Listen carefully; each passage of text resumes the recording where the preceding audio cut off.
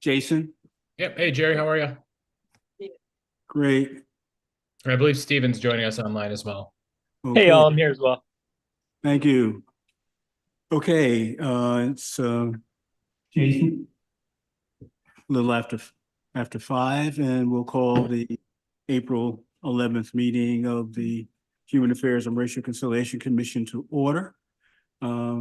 We have a quorum present.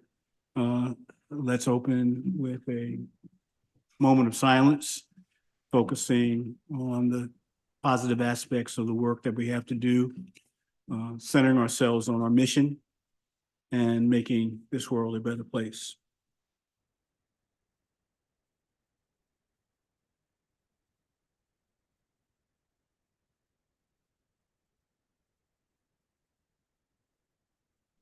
Ashe. Okay, next on our agenda is the public. Maybe I should do this first. Noticed on the agenda that is printed on your and laid out in front of us that were put on at your seats, the old business item of the bar amendments is listed, but the subcommittee update is not on this. The agenda that was circulated does have that. I just want to make sure that the one that was recirculated by the clerk is the one that we're following. Okay. So our next item on our agenda is public comment period. Jasmine, did anybody sign up? Are there any members of the public that would like to address us? We have 10 minutes allocated. We'd like to use that in like 2-minute tranches. What we do is we hear what you have to say. We don't respond. It's not a dialogue in this period of time. Go ahead. Hello, my name is Shane Dooley. I was at the last HARC meeting to discuss the possibility of bringing forth a ceasefire resolution. We'd presented one to City Council a couple of months ago, and I did send an email out to as many members here as I could. I hope that all reached you. If not, I do have paper copies of that. I also have a alternate ceasefire resolution that I presented to the Charleston County Democratic Convention that was passed. So I just wanted to once again bring up this issue that a lot of people in the community have been very, very hopeful that the city would take action. I think that it is necessary for the city to address what's going on, as the city of Charleston has addressed many other international issues. I know at the last HARC meeting that was brought up that it would have to be discussed about Ukraine and other things, and the city of Charleston has done that. So that precedent is already there. This issue is ongoing and will continue for as long as the countries involved take a stand. Until that happens, we will be here and we will be speaking up for this. So I do hope that there is something that we can do to address what is going on in Gaza right now. It has been 6 months since October 7th. There have been many lives lost in Gaza. There were lives lost on October 7th, about 1,200. And there have been over 33,000 lives lost in Gaza since then. So I would like for all of these things to be addressed and give that hope back to the community so that they know that the city of Charleston is aware, cares for all people affected by this. So I do hope that we can work together to make a statement, pass a resolution, do something positive for the community. Thank you. Shane, if you could, you say you have copies of the alternate resolution. Yes. Could you give them to Adrian and Yes. we can circulate? Those are the ones I don't have stapled yet, so I don't know if there's a staple. Everyone. Thank you. Is there anyone else that'd like to address? Please come to Mike.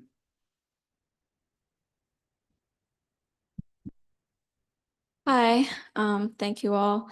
I am up here just to stand in support of Shane's message and the ceasefire resolution. I just wrote a little something that as Charlestonians and as Americans, we're part of the global international community. We pay federal taxes, and right now it hurts a lot to know that our money is being used to fund crimes against humanity, especially seeing that those crimes are being committed against people who share identities with those in our own community. And I really think it's important in making all members of our community feel safe, feel welcome, feel supported, that a ceasefire resolution is passed, just end to the violence, that civilian deaths are never acceptable, no matter who it's happening to. And I hope that we can show respect to everyone in our community, as well as to like our global responsibility to promote unity and peace, that a ceasefire resolution is passed, because I really believe that is an essential step to making the world a better place and bringing people together for peace for everyone. Thank you. Thank you. Anyone else? Yes, sir. You share your name, please. My name is Matthew Mossberg. I was in attendance at the last HARC meeting, mostly just to observe and see how things were done here. I'm not too familiar with the whole process, but I do think that the guiding principles of this committee are important, and it's something that we need to consider. As Autumn brought up, there are things that impact our community immediately here. There's also larger ethical considerations. The fundamental problem that we're struggling with right now is that this is a humanitarian crisis. There are people who are suffering, who are starving, and it doesn't help that our money as citizens here contributes to that process. I'm optimistic that we can find some sort of path forward so that we can include everyone and not exclude anyone in the process, but I do think that it's important that we elevate the concerns of the people who are most deeply harmed in what's going on right now. And some of that comes from the fact that people in our country are oftentimes unwilling to discuss the issue, let alone take a stand on it. And so I think that we need to start making concrete motions towards, a ceasefire as a baseline. I think that these are people who are going to need a lot of our help moving forward through both humanitarian aid, medical care. There's already people who have come here as refugees from this very crisis, who were already refugees in their own homeland. And I'm really hopeful that we can work together to help ameliorate that. Thank you. Is there anyone else that would like to address any issues, public comment?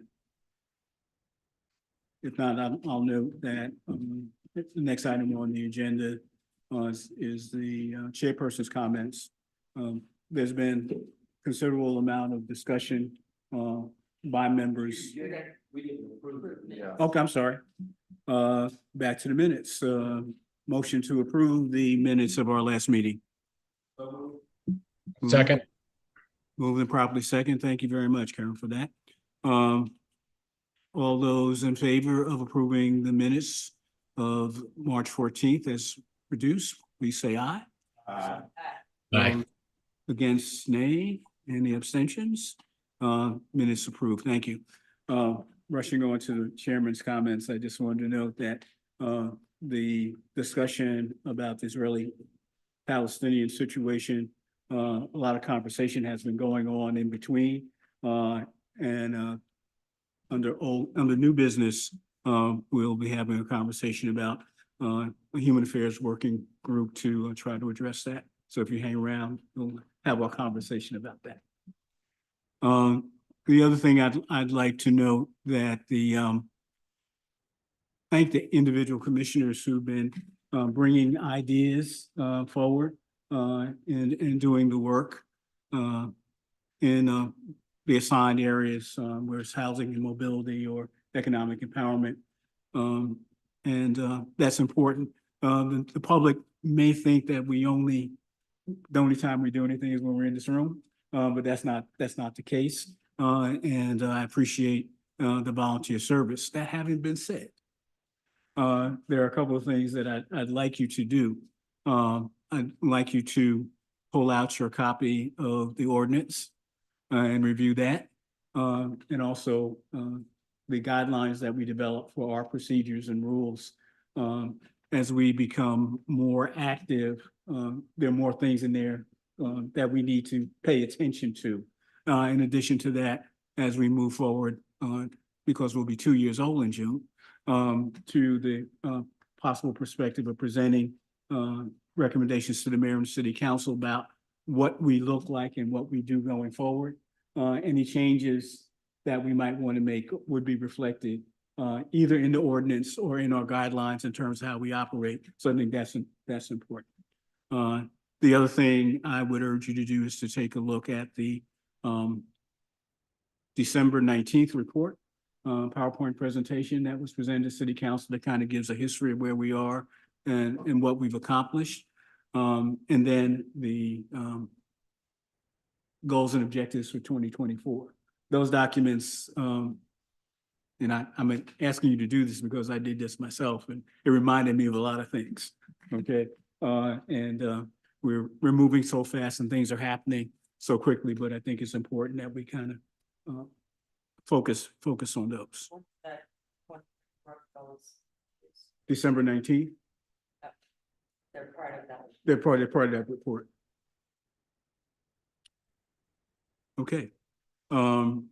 That being said, move on to the manager's update. I'm sorry.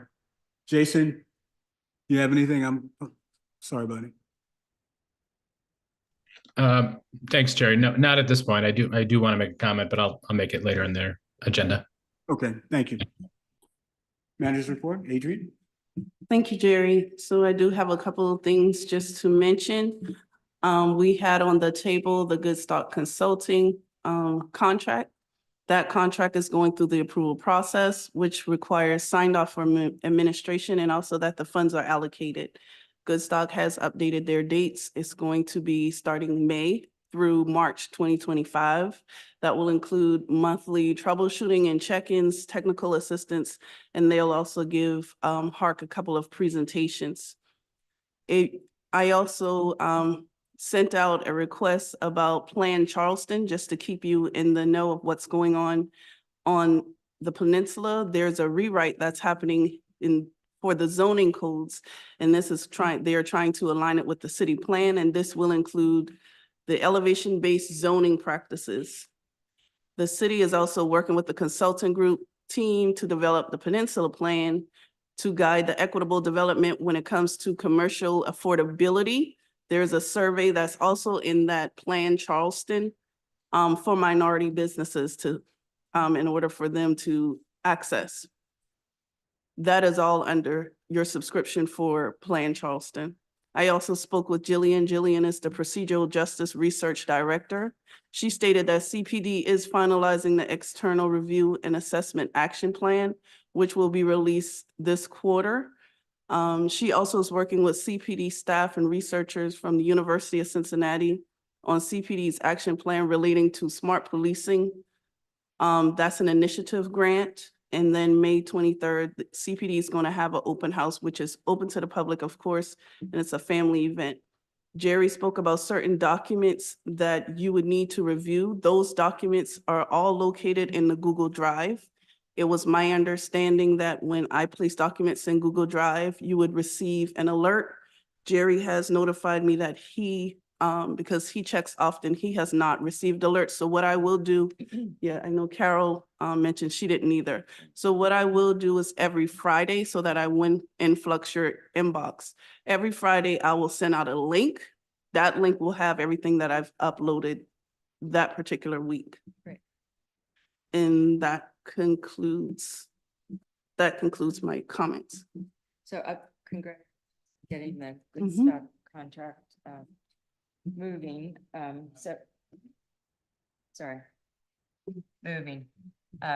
So you said it starts in May. Are there any anticipated special session dates we should be putting on our calendar? Are you going to figure that out with him and then send us?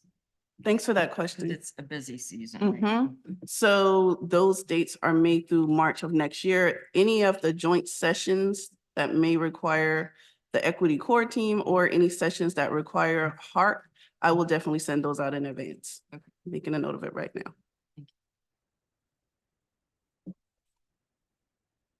Other questions for Adrian? Seeing no hand. Brian? Can I access the Google Drive? I believe you do have access, but I'll make sure that you will add it. Thank you. You're welcome. And, Yes. so you mentioned the core team.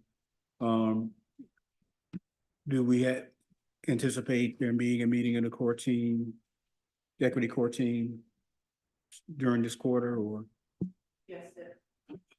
Yes, there'll definitely be a meeting this quarter. There wasn't one last quarter, just because we were trying to settle into the transition.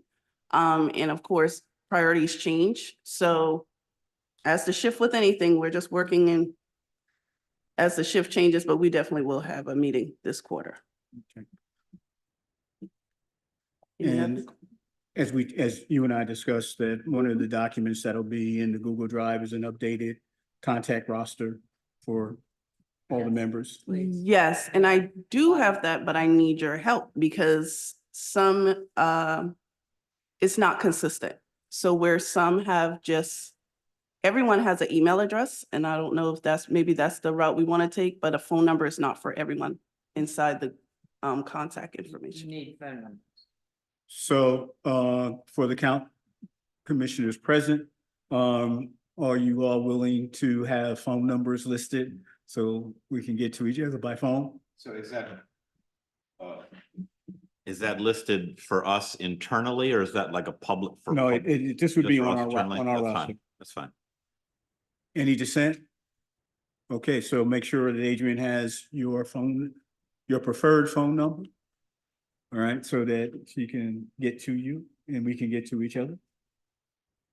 Okay, Thank you so much. thank you. Okay, moving on to old business. At our last meeting, we did have a presentation from the Preservation Society of Charleston. At that meeting, we did ask them to update the memo, identifying the things that they thought might be changes. That memo was sent to us on March 26th. It was circulated to the commissioners. We also received, and Adrian, you have to share with the group. You sent this memo to legal department, correct? Yes. All right. And what we got back from the legal department was a memo saying that the recommendation should be presented to the Community Development Committee, and the Community Development Committee would then ask for the drafting of the ordinance for those things that are said. I'm I thinking noted- maybe former council member Saccharin might have a comment or two at this So juncture. before asking the comment, Okay. if I can finish, the minutes reflect the fact that it was suggested to us that we meet with the legal department, which is why Adrian sent it over, all right, to try to set it up. So we were following what I thought were the instructions that had been given us, and we had been corrected. So following this discussion, I'll entertain a motion for us to forward this memo to the Community Development Committee and request that they review it. Jason? Thanks, Jerry, and thanks, Carol, for that.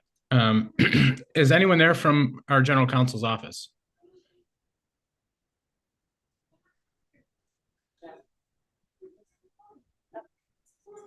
Always. Good, good. Always. You just push the button. Can you hear me? Yes, sir. All right, cool. So I just want to make sure we're all swimming the same direction. My intent is to make sure that this group at some point reviews what CD is, community development community is going to review. So is that going to be possible, or basically we're sending these notes to you all and you're going to present this to CD? And at what point do we weigh in? Sure. So you can ask to be put on the community development agenda for discussion purposes and talk to them about, the historic preservations recommendations or other recommendations that you would like to see, items that you would like to be put into an ordinance. Community development will have a discussion. They will probably seek input from other staff. And then they will direct staff on whether or not to draft an ordinance and give us guidance on specific details on what we need to draft. And then at that point, we can certainly, come up with something. And then there's no issue with coming back to you and having y'all review it. Once we get some direction from community development on how or what they would like to see. And this has been the challenge because, I'm not on council anymore, so it's tough for me to have that conversation with Councilman Mitchell. Well, who is the chair now for CD? Is it Dudley or Mitchell? Mitchell. Yeah. So I just want to make sure, maybe I need to have a separate conversation with him about our intent, because I don't think he's been up to speed on any of this. So is the intent to bring this back to CD and someone's going to present to him? And that could be me. I'm happy to do it as a representative to say, hey, Councilman Mitchell, this is what Hark has been working on. The reason you have this first version of this ordinance in front of you is because of XYZ conversations that we've been having. Can I do that? So are you asking after the ordinance is drafted or on the first presentation? The first presentation, I just want to make sure that they don't start heading down a path about drafting pieces without not our approval, but some of our contextual feedback around the process. Because I'll be honest, no one else on council has been up to speed on this except for myself. Councilman Bowden through conversations with him and Councilman Appel. Sure. So the very first presentation, community development, there will not be a first ordinance drafted to be presented to them. Okay. That is what will be discussed is, so you or your co-chairman, or you can direct another member of Hark or Ms. Witten to ask to be put on the community development agenda to discuss this. Perfect. And then community development will decide whether or not to direct staff to draft an ordinance. Perfect. And what to include in that ordinance. All right. Then staff will work to draft that ordinance. Then we can certainly seek input from Hark at a subsequent meeting before it goes to community development back again. Perfect. That's perfect. Other questions, Carol? I don't really have a question, but it does feel like, there's new thinking in all of this, which is great. But,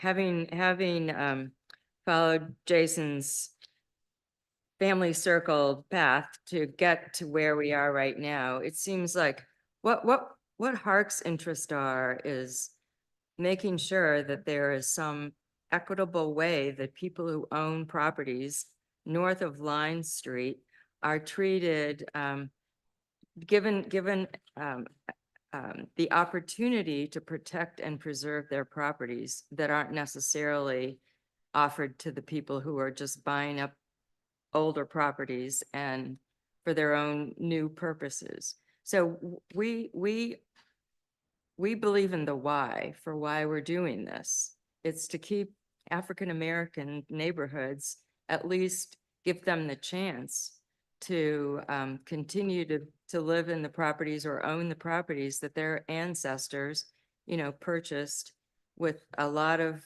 pain and suffering and hard work.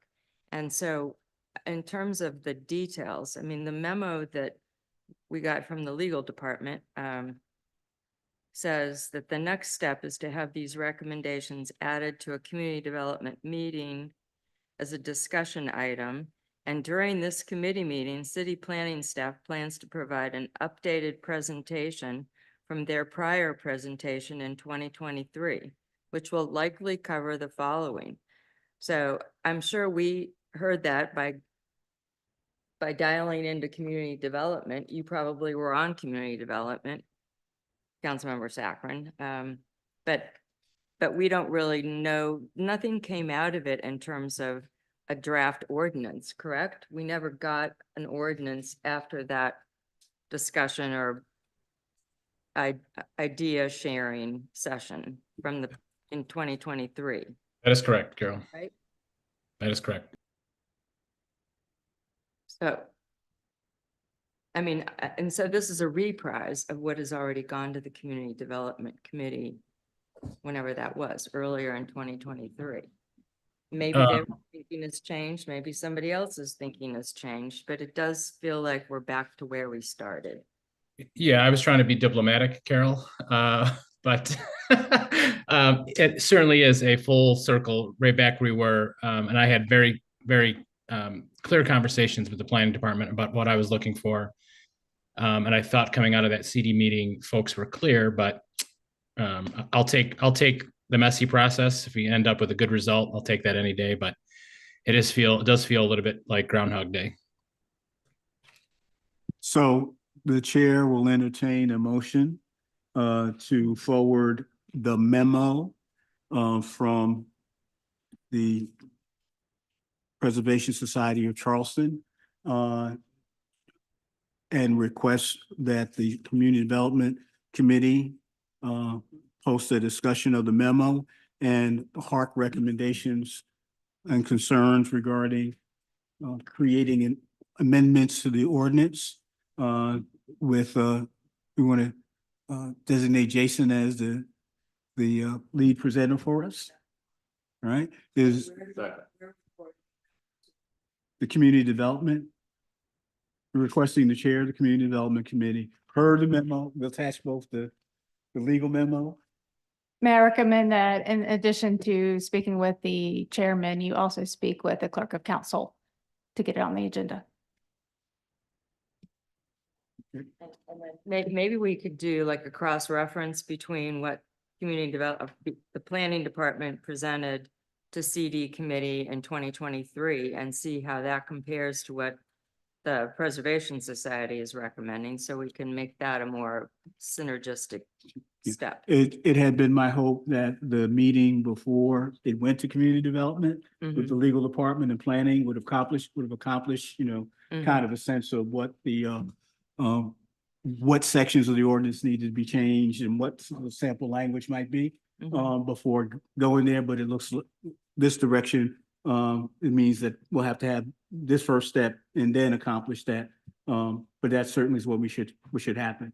And it would be our hope that it would be on the next community development request that's on the next CD committee meeting agenda. And or, okay. Moved improperly. Somebody who made the motion. No, I was describing the motion then. Bob? Right. Carol? I'll second. All right, second. All right, Right. okay. So the motion is that we're sending the Preservation Society's memo to the CD committee for their discussion. All right, and a request, and with a Direction request that it be legal placed on the, and and a planning. request that it be placed on the next CD agenda for With discussion. the goal to send something to legal and planning to amend the ordinance. That's correct, to develop the amendment. I think that needs to be in what we send. Our letter should along say with that. this. Yes. Okay. It's clear as mud. It's actually much clearer now, believe it or not, than the one thing I would request, Adrian, is to make sure that we're all aware of the date for the CD committee meeting, to make sure they share that with the commission. That way anyone wants to attend, they can. But I'll I do would, that. Yep, Strong. I'll do Yeah, that. I would strongly encourage us to listen in on that particular Yeah. meeting if we could. Thank you all. Right, and I would hope that the letter of request to the CD, the Community Development Committee and the Clerk of Council who's responsible happens expeditiously like this week, if possible, a little more later than Monday, because I don't know what the cycle is in terms of their next meeting. Okay? Right, thank you. This is the second ordinance attempt on our part to move things forward. It's a little bit different because this one has to go through a standing committee. And the previous ordinance would had to do with the actual commission formation adjustment went right to the mayor, right to city council. So now we have a template on terms of how we should be proceeding in any other situations where we have ordinance recommendations. Okay. Class. I mean, I don't, it's always gone to the CD committee, not to belabor this point, but that's not new. Anything to do with land use, economic development, housing, the CD committee hears all of those topics. I was simply saying for our procedure, in the last meeting, there was a discussion about how did what we want to see happen. All right. And we were saying meeting with legal department and draft the ordinance, and that would go to community development department. We've been corrected that Okay. the memo I goes get first, your then the distinction. draft. So I'm saying, so for future situations, when we're thinking about ordinance changes, we have to find the committee that it belongs to or the mayor's office and make sure that we get their sign off before we can get engaged legal in drafting. That's all I was trying to. Okay, sorry. Okay, thank you. Gonna belabor. So Okay, bottom line is we now have in writing the procedure to get stuff done Mhm. that we understand. Thank you. Okay, subcommittee updates, housing and mobility. Yeah, I asked Jerry and Adrian to send around the first of the, there's several properties that the Charleston Housing Authority is working on under, generically, let's just call it RAD. There are different ways of financing the HUD change of practice in terms of the way that they're allowing local housing authorities to deal with redeveloping their properties. But if we just call it all RAD, that's really all we need to know at our level of following along and making sure that, you know, we understand the game plan for each one of these properties. So the one that was sent to you last week, they were renaming it Morrison Station. The properties involved are currently known as Cooper River Courts. Close to the post office that's on East Bay, if anybody knows where that section of public housing is. And then it extends across over into Meeting Street, and there's a section of, I think their townhouse configuration called Meeting Street Extension.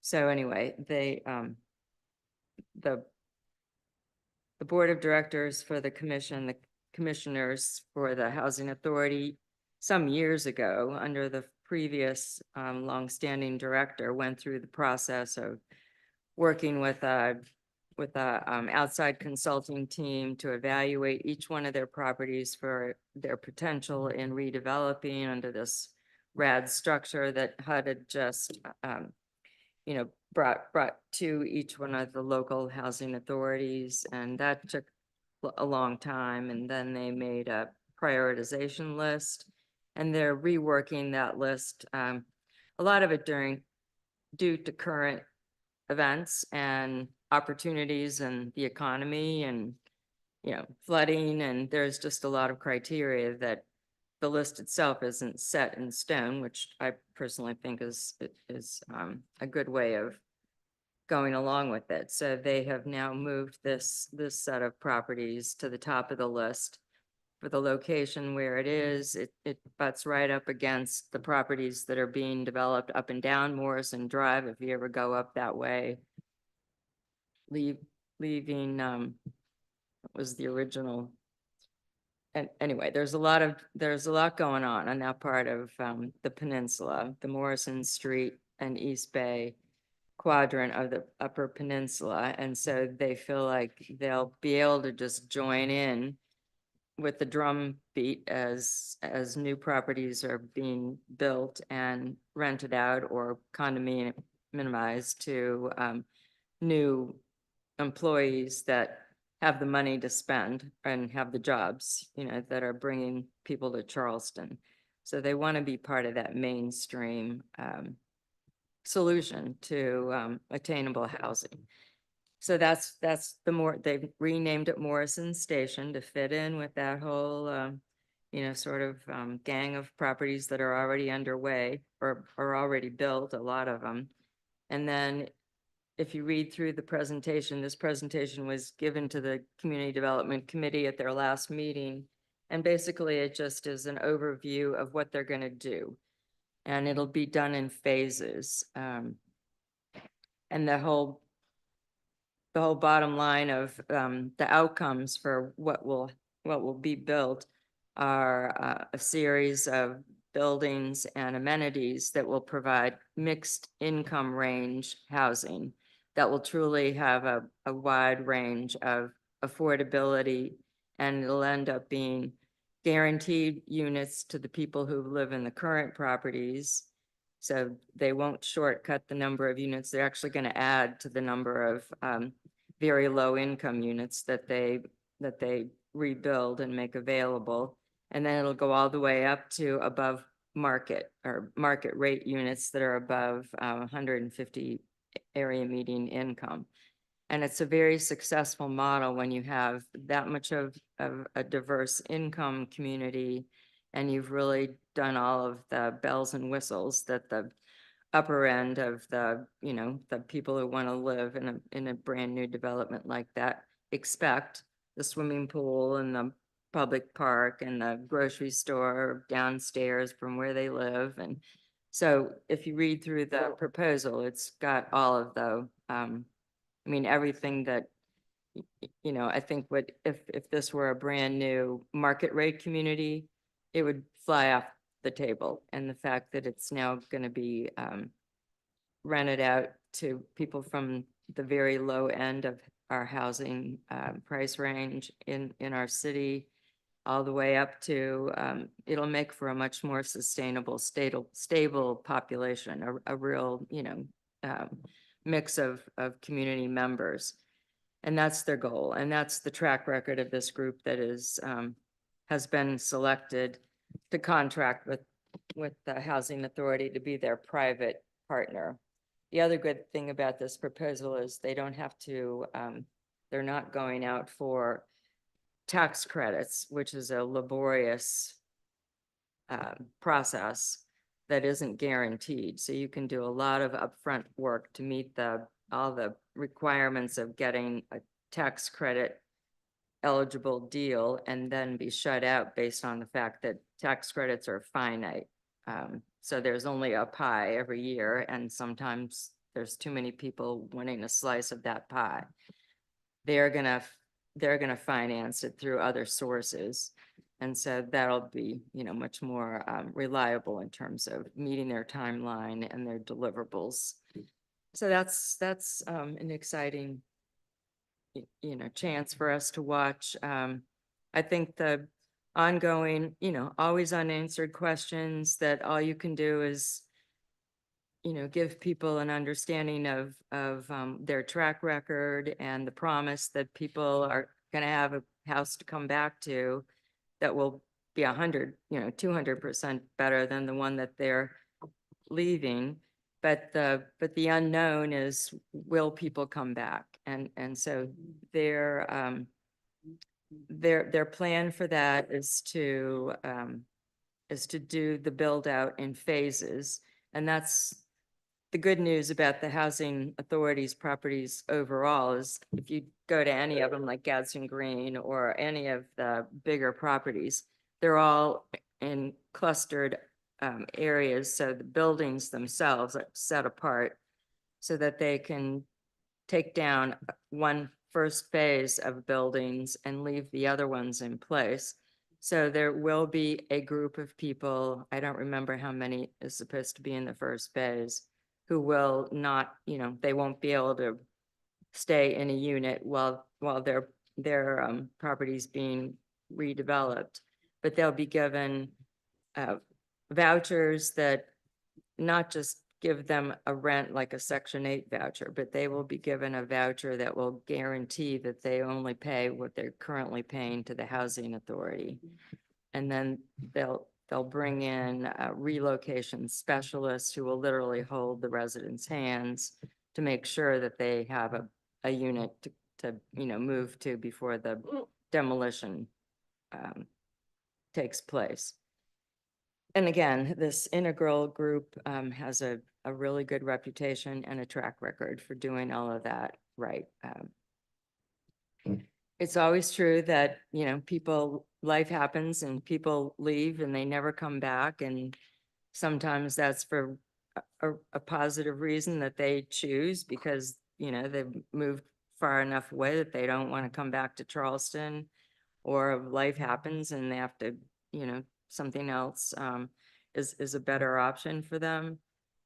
I mean, I've been part of this over and over again in my career in Northern Virginia under these same conditions, and it's really a case-by-case situation.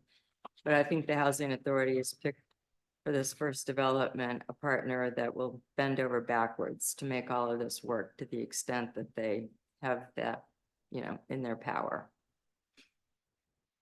So is there anything other than information you want the commission to do? No, they're on, the city is working on trying to grow some other sources of funding.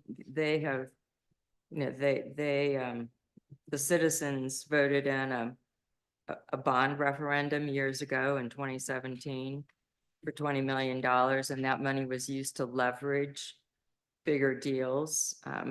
And the last of those deals is underway. So the money has now been 100% committed. And so they need another source of funds. So they're working on finding sources of funding that they'll be able to use for, again, subsidizing, leveraging private-public partnerships. That's really all I know about what's going on in the housing. So the housing work group, do you need any additional bodies to join you or to be paying attention to anything? I would urge members of the commission, if you hadn't had opportunities, because it's much nicer to listen to the presentation that was made to the CD committee. Right. It's the last meeting of the Community Development Committee that was taped. All right, if you go to YouTube, you can check it out. And Yeah. They're doing, They they do a good job. They did a good job. They do a good job doing that. They are good people. I mean, Right. yeah, I'm not And- trying to oversell them. They're, Well, I was just going to say that I'm rather intimately familiar with these properties, having done a lot of census interviews in there. And I think this is a fantastic looking opportunity, and great to hear about the transition plan, because that was the only thing that I hadn't caught. yeah, It looks and really good. that's the question for us to keep, our eyes on, no question about it. That is where the human, the human element comes in. So yeah, I think Brandon? Please forgive me because I'm new to this and I don't know much about development. I'm very familiar with this neighborhood. It's Okay. very, very close to my heart. And I'm thinking about the people that I know who live in that area, and I'm just wondering from the perspective of an individual who currently lives in one of the public housing units that's right there in that first phase of development. What does point A to point B to point C look like for them? They're going to be told your current housing is not going to be available any longer? yeah, they've actually, the private partner Integral came in February, and they had community meetings on site with the people in those two communities. So and years ago, when they were doing the whole evaluation, they heard about all of this in theory in terms of that was going to be the goal for the housing authority to redevelop all of their. But now this property in particular, they came in, I think it was toward the end of February, and actually met with whoever wanted to come out, for a informational meeting, and they had the chance to ask questions. And we were told at the commission this past meeting in March that it was a really good turnout for meetings like that. Usually have, a handful of people, and they had a really good turnout, they thought. Which So makes they'll sense. be going door to door. I mean, people will not be in the dark about. The timeline is still, they haven't even gone for entitlements yet, so they have to go through, they have to get rezoned into mixed use. And then they have to go through the whole city's technical review process, which evaluates their stormwater management plan and the ADA, all of the accessibility planning and the road structure. They're gonna put a few little, new streets inside the bigger development that they're gonna do. So it's a year away while they're still doing all of that. Do they, and I'll follow up with you after this, but is there an organization, or is the housing authority going to follow the folks that live there now to where they're going next back to? Yeah, the I mean, it'll property? be a combination. Integral's contract requires that they bring in a relocation specialty group, that does this all day long. So they have the expertise to, work with the residents to literally move out and then give them the chance to move in. And they will, so that it'll only be that first phase. And I can't remember how many buildings are included in that first phase that will literally have to move out the property. Then it'll be like, musical chairs. People who moved out, they'll move them into the new building, and then they'll keep rotating things around. So. Because, I mean, the subtext of all of this is that cluster there is one of the last remaining historically Black communities, multi-generational Charlestonians that live on the peninsula. Right. Well, I would think that's true. The majority of the cities, the city housing authority has the majority of longstanding African-American residents. I'll follow up with you. Yeah. So in another housing related matter, the Public Safety Committee at its last meeting had a discussion about the unhoused in West Ashland. That's another meeting that you might find instructive. There is a resource fair activity this Saturday at the downtown campus of Trident, where multiple social service agencies and the police department will be offering services to the unhoused. I think it's like from 10. Yeah, I think it's from about 10 to 2. But I'll check the time, and it'd be a great opportunity as we think about affordable housing. We're often thinking about housing for people who can afford something. All right. This question of the unhoused is another question. And when we think about who they might be, may they be veterans? All right. Folks who've been alone, so just a whole range of things. And in terms of here's an intersection between law enforcement, all right, and housing and community development, that if we're not careful, will make the police responsible for things, all right? The folks in West Ashley are concerned about the amount of homelessness, unhoused people, and they wonder what they can do about it, okay? And when you ask law enforcement what they can do about it, they can move. All right, so again, I raise this as another opportunity for us as we think about housing and mobility. Not only think about the construction and how many units but what are the services are being provided? And I think someone at a prior meeting raised the question that there might be a lot of service opportunities for folks that people simply are not aware of. And we need to Yeah. do a better job doing that. How So are they finding out about the thing at Trident? I I don't know. mean, I don't know. that could be a good, little, information session for us to invite I mean, there's a homeless coordinator that works for the city's housing department. Yeah, yeah. And she has a counterpart in the police department. I mean, So I just raised that as, again, another piece of homework if you want to.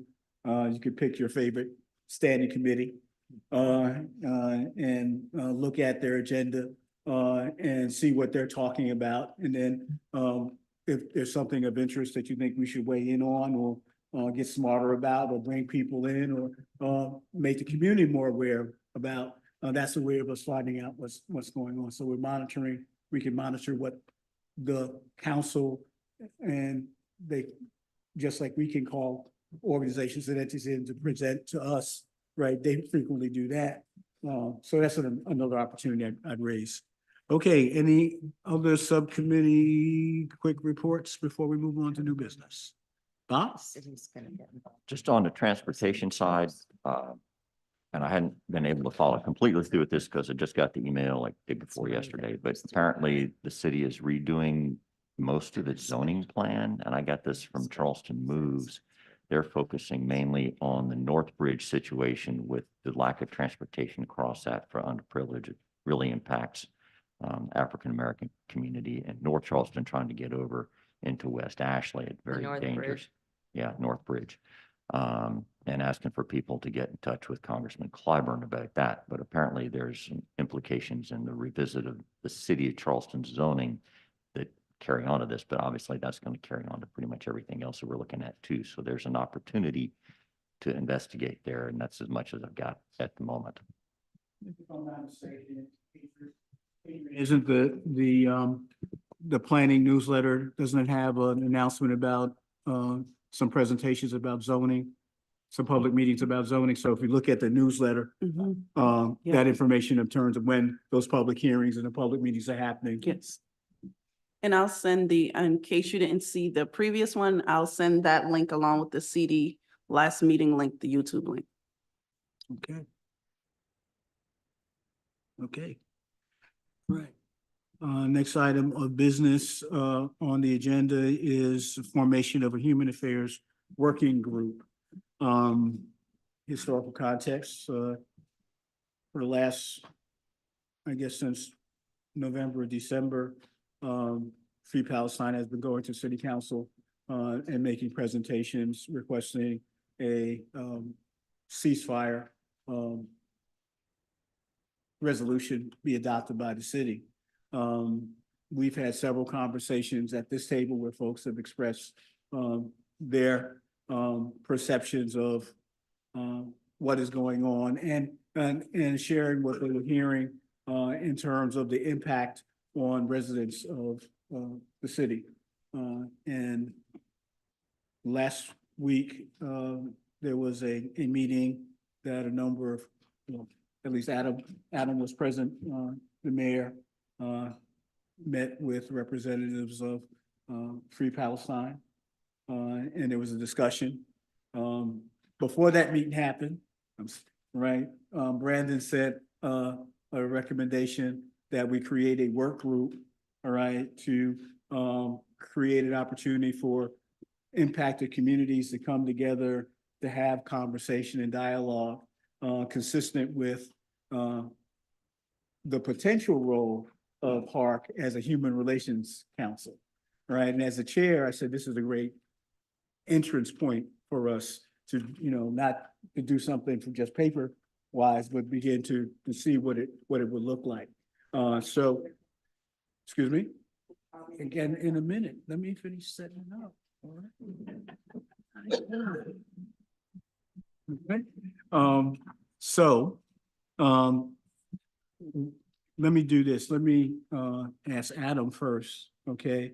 to provide, and I'm sorry, Adrian was also in the meeting, can kind of give a sense of what that conversation was like. And what we might be aware of in terms of where the administration is. And then we'll put Brandon on to make his proposal. That's all right with you, Carol. Good. I like hearing from the horse's mouth.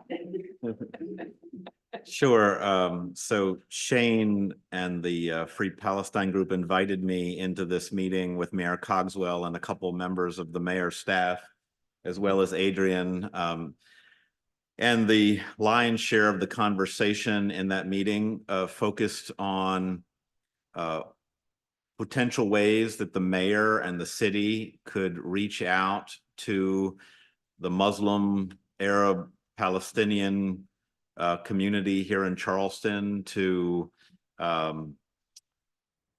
signal his support for them as citizens of the city. And it was mentioned in that meeting that this month is Arab American Heritage Month. And so there was some conversation about a potential appearance that the mayor himself could make around that occasion. And there was, I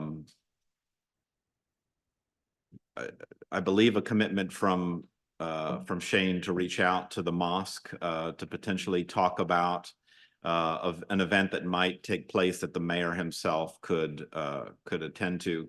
I also, having seen Brandon's email, I've been away, Brandon, I know you're new. I've been away on sabbatical the last few months.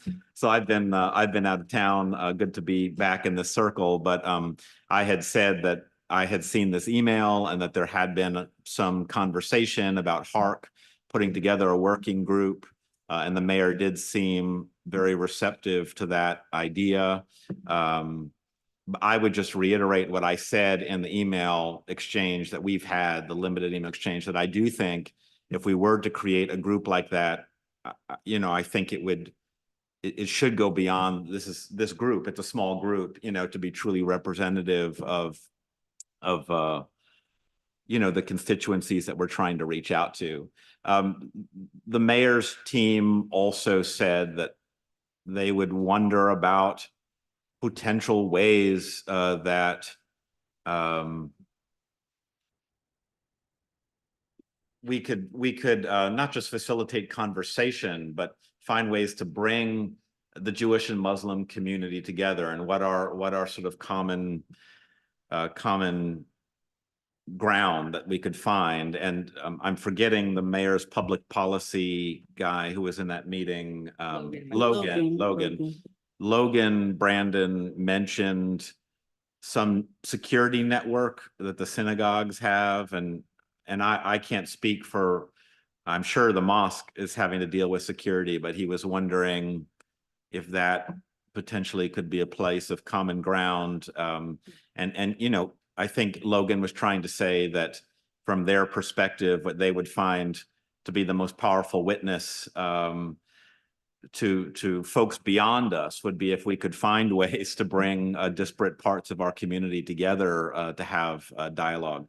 But I would say from the mayor's standpoint, personally, the mayor said that he would not be comfortable making any statement about any international issue at all, any international issue. That's what he said.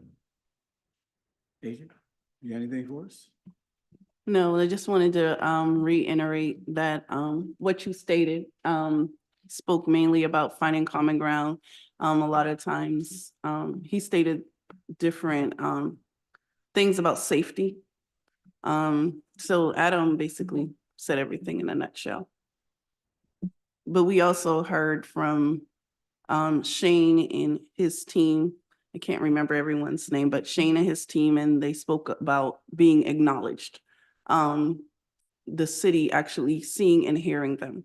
So that was lifted over and over again. And I just wanted to emphasize that point from their aspect as well. Brandon? Well, I wanted to start off by saying that I have been to a lot of city council meetings over the past few months, and I've spoken a little bit with Shane and Mika and some folks at the mayor's office about some of the statements that have been made. And one of the things that has really stood out to me is a problem hearing just as somebody with experience from a minority religious community. And also dealing with Jewish communities across the state, is this idea that there are members of the Charleston community that don't feel heard by their city, don't feel safe for whatever reason to show up and be represented and speak. And I think that a lot of times small things can go a really long way to helping with that. Myrtle Beach has a Jewish community, for example, that's been at the receiving end of a lot of anti-Semitic incidents. And unlike Charleston, they're a newer community, and the relationship with the city isn't there. Law enforcement disregarded a lot of their concerns, and it's very isolating and alienating. And the Jewish community here has a long history, and we've worked for a very long time to build a relationship with the city, and our relationship with law enforcement is great, and it's not a relationship that a lot of folks have. And I would just say that I think, first of all, that even just law enforcement stopping by the mosque and letting them know that they've heard reports of increased Islamophobia, this is something they're aware of, goes a long way. Mayor showing up for a community event and being accessible to people goes a long way. Just from a perspective of what's worked in the Jewish community, but in terms of this working group, I think that I have a lot of experience with activism, and there are all kinds of people with different opinions within a community, and sometimes it's hard to get to the broadest possible representation of where people are at. And I think for that, you need representation. And so the idea of a working group, bringing together real stakeholders in these communities, the Muslim community, the Arab American and Palestinian American communities, to talk about what some of their needs are, how they've been impacted by the conflict in Gaza, whether or not there are people coming to their communities who are refugees or asylum seekers, and what services they may need. I think that this working group can not only get to the bottom of what some of those needs and hurts are, but can make some recommendations and offer some resources, and just and it's not necessarily just things that the city needs to do, but we have an incredible nonprofit infrastructure here in Charleston. And as somebody that works at one, Adam, Father Shoemaker, I always like to start The with rule here is first names. So, Adam referenced that the mayor brought up our secure community network. Unfortunately, post 2015 and post the Tree of Life shooting in Pittsburgh in 2018, the Jewish community has had to become proactive about security at our institutions. And we've been doing that since before SCAN in Charleston because of what happened at Mother Emanuel. And what has resulted is in a security agency that operates adjacently to our 146 Jewish federations across the country, that compiles best practices, that works with Department of Homeland Security. But in Charleston, the way that manifests is we have a regional security advisor. He does interfaith trainings, security trainings, threat assessments at institutions, helps folks apply for nonprofit security grants from the federal government. And just speaking for our organization alone, that's something that we would be thrilled to be able to offer to any other religious community, especially the Muslim community, because we are facing, to this point of common ground, a rise in anti-Semitism and Islamophobia that's primarily not coming from either of our communities, but is coming from, in a lot of cases, neo-Nazis, white supremacists.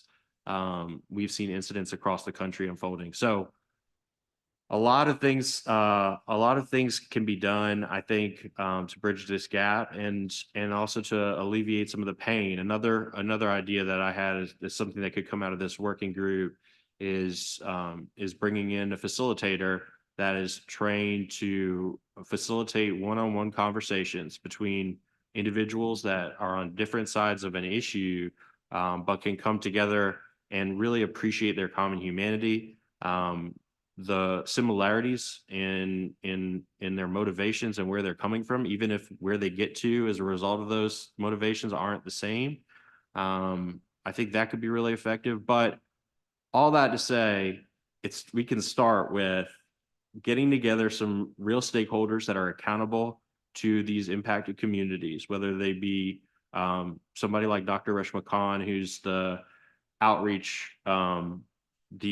committee's chair of the mosque, other people that are directly accountable to these communities that can express what their needs might be. I think we should start there. I definitely know some folks that would want to help with something like that. And we could make recommendations once we assemble those people and hear what they really need. Bonnie?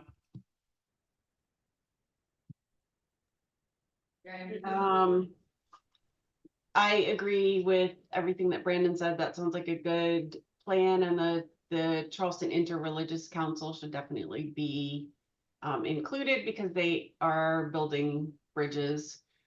The First Amendment and the South Carolina Constitution have a religious establishment clause, which in the South Carolina Constitution is actually very similar to the US Constitution in having an establishment clause and a free exercise clause that demands a separation of religion and state.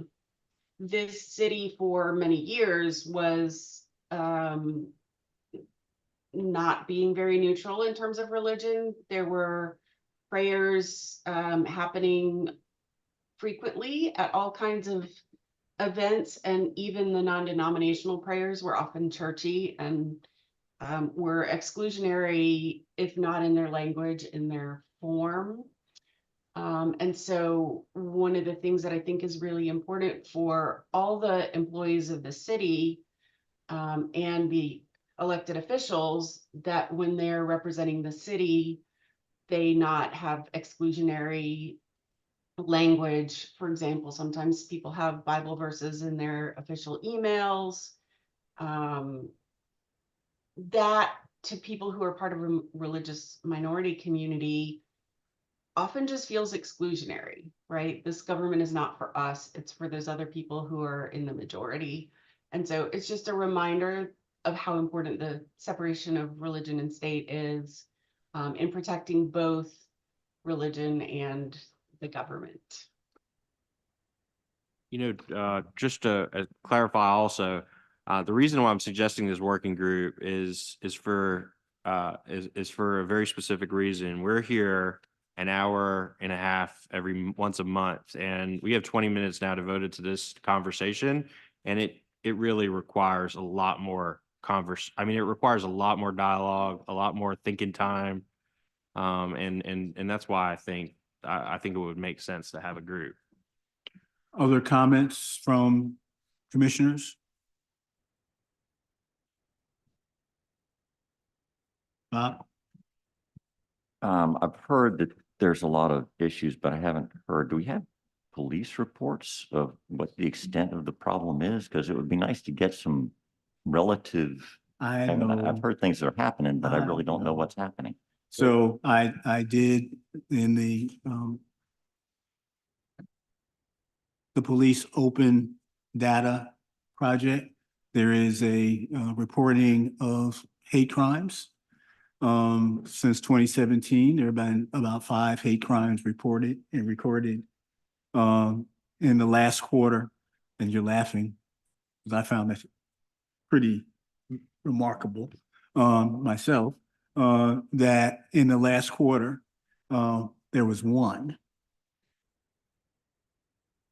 All right, and that was reported as anti-Semitic.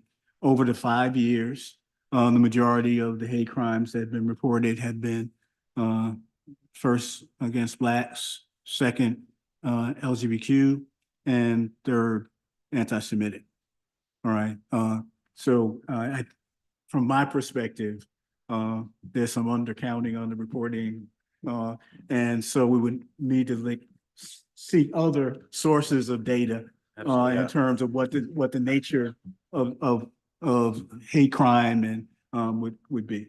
I mean, just want to add, and I hope, Shane, it is okay for me to say this, but the mayor certainly signaled that public comment time, civil liberties, the right to assembly, the right to free speech, those things should all be sacrosanct and protected. But Shane did volunteer in that meeting that he has had very threatening communications and calls from some people in the community, and that he referenced a Free Palestine event where somebody was in a car and seemed to be using the car in a violent way towards the group. So, I mean, just as an example of possible underreporting that's going on. Yeah. And to that point, our organization right now is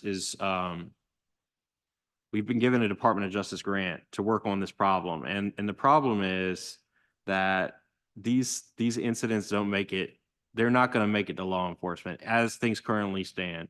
It is disproportionately falling on community organizations, whether that be nonprofits, but also churches, mosques, synagogues, to handle these kinds of issues. And it takes a lot of trust trust that something is going to be done for community members who are victims of hate incidents to bring that to law enforcement. And even once they get to law enforcement, because hate crime is something that is so far from built into our culture of justice in South Carolina, law enforcement doesn't always have the training, and Charleston might be somewhat of an exception to this, but law enforcement doesn't always have the training to note this is a hate crime as opposed to just any other ordinary crime. And so something like what happened to Shane at one of these demonstrations, that might be presented to law enforcement and they might say, well, that doesn't rise to the level of a crime, so we're not writing a report on it, or we don't know what to do with that report once we write it.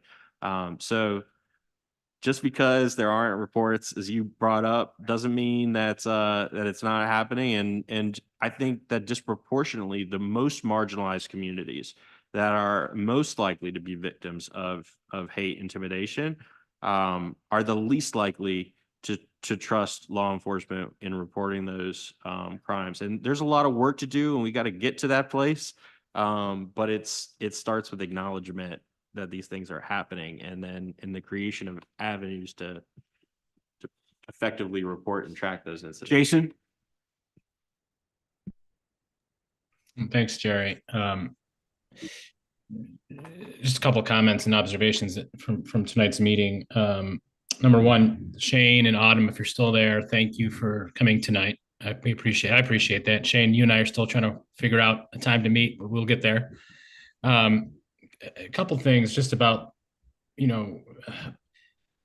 what has changed over the past few months. So, I think from a lot of times politicians have to take the pulse of the community and determine, what's politically feasible and not. Luckily, I'm no longer an elected official. So I just want to go on record based on what I've seen, particularly the past couple of weeks, with the World Kitchen employees, the death of the World Kitchen employees. And I'm not minimizing the deaths of the Palestinians prior to that, but to me, there was a turning point in this. And I think a ceasefire, a resolution, personally speaking, I would support. But that's my personal opinion. However, I want to be 100% transparent and honest with you all regarding the political landscape that you all are fighting against. What value does a ceasefire resolution from the city council? I'm just going to speak frank because I feel like that's important to do. In the absence of anything else, what value is that going to provide our community? I would ask you all and really encourage you all to keep fighting for that, but also really embrace this idea of using this group and using this ad hoc group that we're talking about to really expand our conversation in the community. It kind of pisses me off, Shane. Sorry for using that word, that that you were at an event and you felt intimidated. I can't imagine what some others feel in the community, Palestinian or Jewish. And we're not even hearing their voices. I mean, they're probably at home, not saying a word. So that upsets me that folks in our community can't come out and feel like the community is safe and supportive. So I think we do have a role to play in that. And I think as a city, we can create a safe space for that conversation. And I would just encourage you all to keep fighting for that as well, because I think that's an important piece for the city of Charleston. That's something that is tangible. And I feel like that is something that will have a direct impact on our citizens. My challenge with the ceasefire from a political standpoint is it's going to be adopted at city council. As you all know, I sat on council. I know my colleagues. After that gets adopted, we're on to the next item. I don't know what that fundamentally does for the cause. And I just don't want to belabor that, but I think if we could focus on that and think about the and, that's where I feel like we can gain a lot of traction. So I would just encourage you all to think about the and in this fight. But I want to go on record personally at this point. I think ceasefire is more than appropriate, and the U.S. government has called for a ceasefire. So this is not like we're charting uncharted territory. So those are my comments, but I want to be here to help. Shane, you and I will get together, and if you want to invite anyone else to that meeting, I'm happy to chat with them as well. But let's keep the conversation going, and I'm glad that you all felt like the mayor has been responsive and receptive. And I do want one caveat to something that someone said earlier. Yeah, we did have an event for Ukraine. I want to make sure that everyone was aware of that, but it was a different administration. So just want to make sure the political landscape has changed. So that we have to take that into consideration. So thank you all. So before, there are a couple of things, it seems to me that we need to do. One, if we want to establish a working group of the HARC to take the point on convening conversations about impact among impacted communities. And I would suggest that the impacted communities are not just Palestinians or folks who are practicing Islam or folks who are practicing the Jewish religion. There's some of us who are neither of those who have been impacted by this as well. Understanding is the primary conversation is bringing together in a conciliation kind of a sense of what needs to happen here in our community. So and I would like to draft Bonnie, Brandon, Adam, and Jason. If you would be the co-chair liaison to that work group, the responsibilities to identify stakeholders, right, and convene a meeting as soon as possible, certainly before we meet again.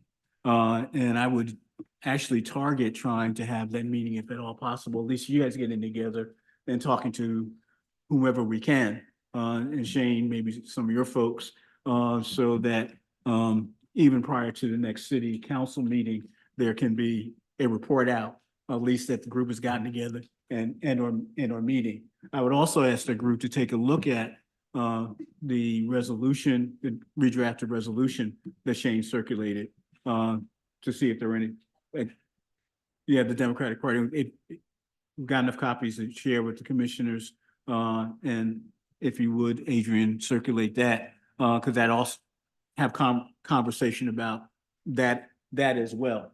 The third piece, which is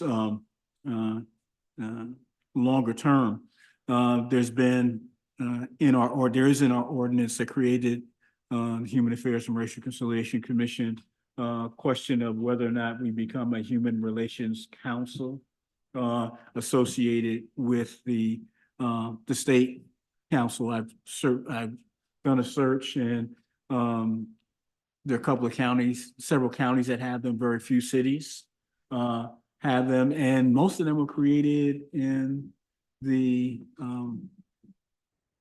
2014, 2015, around some back in the 80s. All right. So the whole notion of what a active, aggressive human relations commission or council could do in this period of time, given where we are with the whole question of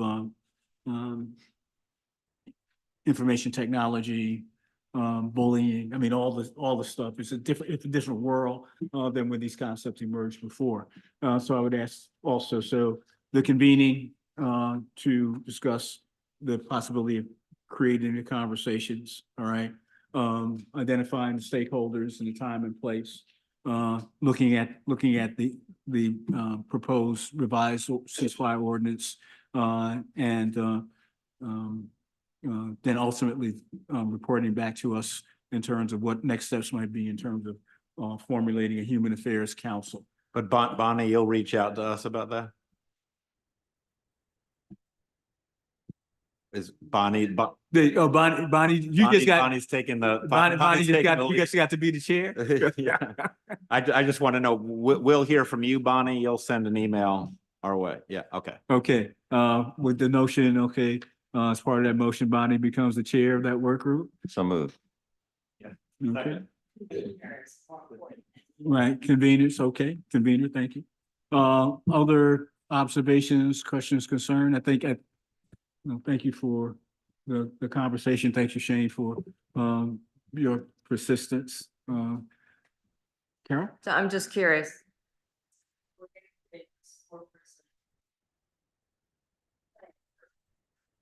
Working on our goals, then buck stop with us, or we have to go somewhere else to get permission to convene people that you all decided are We've got convening. instrumental. We've got convening authority. We do. Yeah. Okay, that sounds good. I mean, I feel like, and I've talked to you about this before on a whole bunch of other issues. I sometimes am unclear if our working group comes up with action items or suggestions, are we then taking, where do we take that to city council? Are we taking that to the mayor's office? How do those actually so- get carried? So through? again, our whatever comes from the conversation amongst the stakeholders, what ideas come, we do obviously have to take that to the mayor, right, and or the city council. One of the interesting evolutionary kind of situations as the administration has come online, there are things that come from standing committees of the city council, and then there are things, communications, all right, that the city council members individually, all right, make. So there are two vehicles. There is going through three vehicles. The mayor. Right, again, there are a number of options. I think it is important that, we recognize that there's some motion, all right? That our work represents, our action represents some action to get other folks to act as well. I think we should use all of each of you were appointed by a council person, all right? Whenever the group meets, and Bonnie, if you can give us a quick notes in terms of this is what we're thinking about, if we can communicate that to our appointee, then they can be informed by that. And should one of the members of council decide to bring something forward, at least the others will have some information about where the work that we've done and how we're moving this forward. And just as an aside, I think you put the right people in the right place at the right time, co-chair, and so I would just say that the advice that we should give the working group is that don't make perfect the enemy of the good. Get a small group going. If you got people that are interested in joining up with you and making some recommendations wherever they have to land. I mean, I think you're finding the common, thread of self-interest between the communities is a very good strategy. I've seen that work over and over again in different situations. So you got to find what the hooks that people are gonna, buy into the most. But if you take forever, making sure everyone's touched and, strike while the iron's hot, that would be my. Okay, did we vote on that? No. Okay, so there's a motion on the floor to create the work group with all of the other stuff to be added onto it. All those in favor, please indicate by saying aye. Aye. Those against, nay. Any abstentions? So ordered. We got 3 or 4 minutes. Anything for open discussion?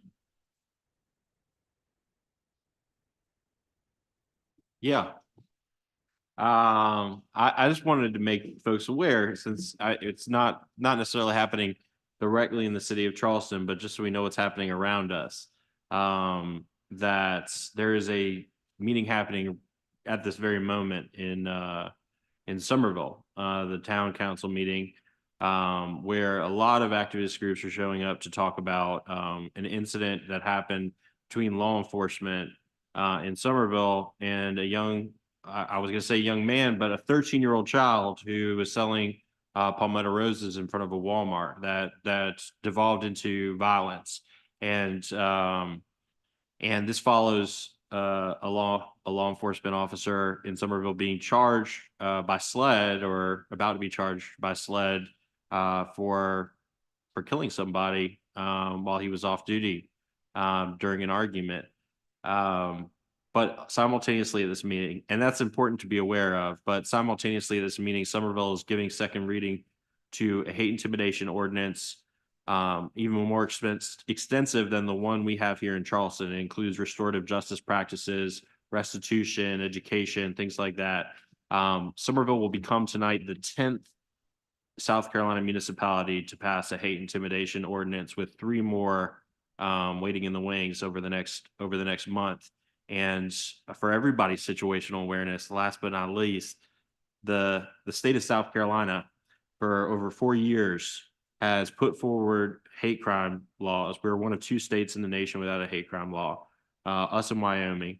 And for the second consecutive 2-year session in a row, the state house has passed the hate crime bill overwhelmingly with bipartisan support. The Senate Judiciary has passed it out of committee, subcommittee and full committee. And it is sitting on the Senate calendar with 2 Senate objectors, where it is set to die unless it is given special order and a vote and a debate on the floor. There are 2 special order slots left in the session. And right now, the majority leader and the leadership of the Senate have no intention on calling this bill to the floor for a vote. So however we can encourage as individuals or as community organizations and others to move forward with this hate crime law, regardless of its effects, it goes back to what we were talking about earlier. It's a statement by our state that they care about the hate incidents that are happening to its residents.